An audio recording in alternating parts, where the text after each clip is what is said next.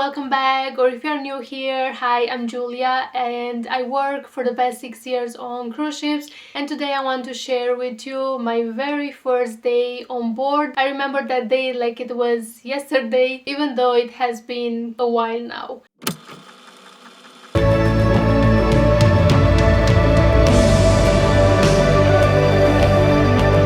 I was excited, nervous, jet lag, and very confusing at times, or most of the times. So if you are about to join your first ship or you're just curious about crew life, this is the video for you. Let's get started. Alright, let's talk prep.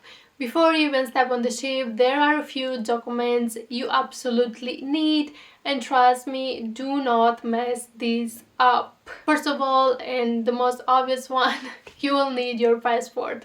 Secondly, you will need your medical certificate, and actually every crew member is required to go through a complex set of tests, which you can only do at designated clinics from your own country. The company will provide you with all the necessary information, and yes, you will have to pay for it, and it's actually quite expensive. It's around 350 to 400 US dollars, and is valid for 2 years. STCW certificate, that's your basic safety training. And lastly, you will need your employment contract and any additional documents they emailed you. Do not just save them on your phone, please print them out. If you are missing even one critical document, especially the STCW or your medical, they can literally deny you boarding. Yep, they will just send you right back home. That's how serious it is. I remember hearing that while waiting in the lobby of a hotel and panicking because other people had stacks of papers. But I learned that it really depends on your role and your country, so your list might look slightly different. My advice, triple check before you leave home. Keep everything in a carry-on folder you can easily access. They will ask for some of these during port check-in, so it's good to have them ready in hand. Also, in most cases, you will arrive one day before your sign-on date, stay overnight at the hotel, and then early next morning a port agent or a crew coordinator will pick you up and take you to the ship. That's when things start to feel real. Your first look at the ship, it's surreal. Like, I've seen pictures online, but standing next to it, it's huge.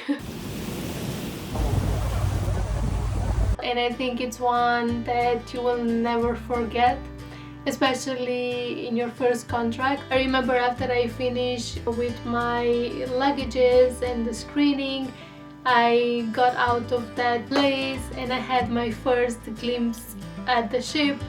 I was so impressed. It was so huge, and I keep taking videos and photos of the ship and sending it back home to my family. And I remember I keep telling them, you don't understand, it's way bigger than it looks in the pictures.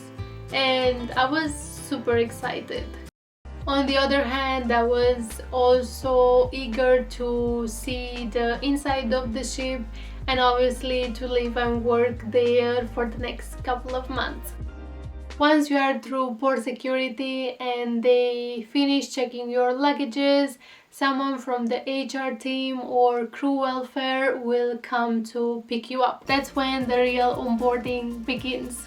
First of all, you will have to take a photo for your crew ID. You'll use this everywhere on board, like to buy snacks, check in, go on and off the ship, and obviously to open your cabin. You will also get an envelope with your cabin number, ship map, safety info, and the contact for your supervisor. And this was the moment I thought, oh nice, now I go settle in. But I was so wrong. Finding my cabin was like a maze. Everything and everywhere I look, it looked the same, and I got lost at least twice trying to find my way. Once you finally get to your cabin and drop your bags, your priority is to call your department supervisor. They'll probably say something like, go eat something first and then give me a call back. Fair enough. Honestly, at this point you will probably be starving. After that, they will send someone to give you a ship tour, explain the safety drill procedures, hand you your training schedule. Yes, you will have online courses and in-person classes ahead. Also, during this orientation with the admin team, they will tell you when you can pick up your uniform and give you a time for when you need to be back to start work. For example, in my case, they gave me a specific time to come back after picking up my uniform, so I had a clear idea of how the day will flow. Oh, and don't be surprised if the ship feels a little empty. It's embarkation day and most of the crew members are busy welcoming guests, so you won't meet many co-workers just yet, but don't worry, you will get to know everyone soon. And there's one question everybody is asking me on repeat, and that is, do I work on my first day? The answer is, it depends. In my case, yes. After my brief orientation, my supervisor said, alright, let's get started. And I was like, wait, now already? But don't stress, they usually ease you in. You might shadow someone or do some light tests and basically just trying to learn the basics of your role, so nothing too crazy. It's okay to feel overwhelmed, there's a lot coming at you, new faces, systems, protocols, safety rules, but you will get there. And just remember this tip: be curious, be polite, and ask questions. This was the easiest way that I learned. I keep driving my supervisors crazy because I will not stop asking questions. You don't have to impress anyone. People appreciate it more when you are honest and eager to learn. Looking back, there are a few things I definitely wish I knew. First of all, pack wisely. I cannot stress this enough. Even after 6 years, I still didn't learn my lesson. I will overpack, and then after 8 to 9 months on board, you will normally buy things from each port, and in most cases, I will have to buy like another extra luggage for all the things that I bought. And especially if you are a girl, I brought half my closet, and guess what? I wore maybe 20% of it. Most of the time you are in your uniform, and trust me, you won't have much time for dressing up. Secondly, I know it might sound silly what I'm about to say, but bring your own bed sheets.